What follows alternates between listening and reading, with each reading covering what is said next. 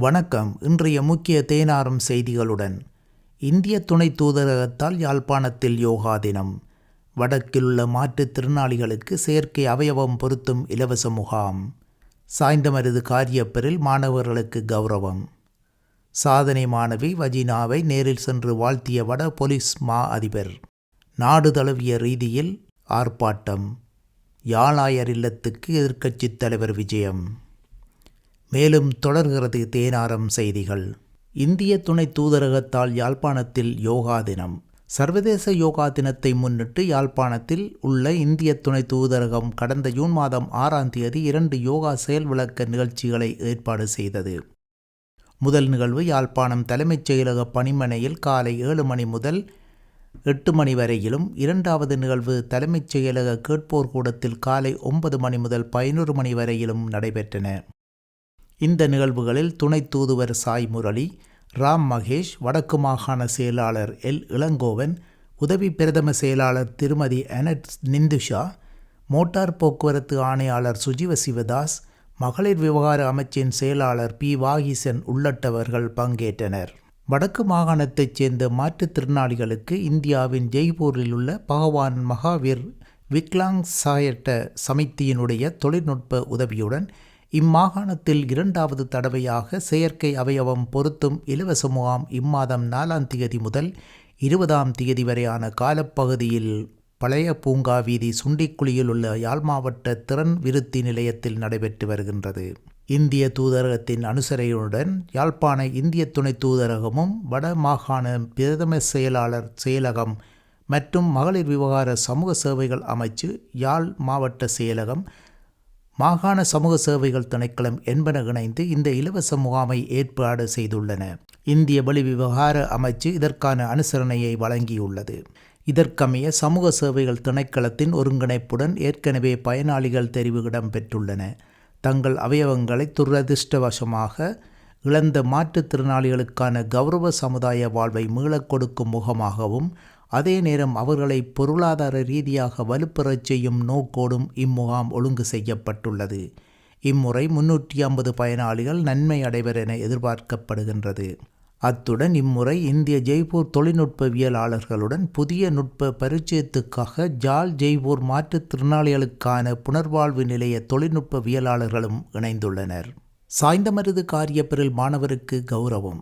Sainthamaruthu MS Kariapper வித்தியாலயத்தில் 2024 மாகாண மட்ட புலமைப் பரிசில் பரீட்சையில் அதிக கூடிய புள்ளிகளை பெற்ற மாணவ மாணவிகள் அந்த பாடசாலையின் அதிபர் MSM ஆரிஃபினால் பரிசு பொருட்கள் வழங்கி கௌரவிக்கப்பட்டனர்.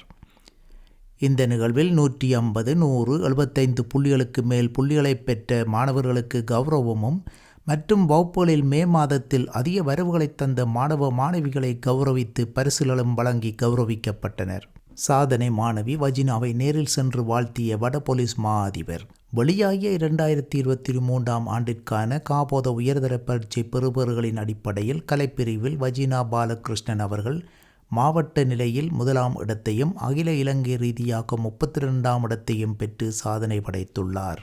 இவர் பொருளாதார ரீதியாக மிகவும் பின்தங்கிய கிராமமான சாந்தை பகுதியில் வசித்து வந்துள்ளார்.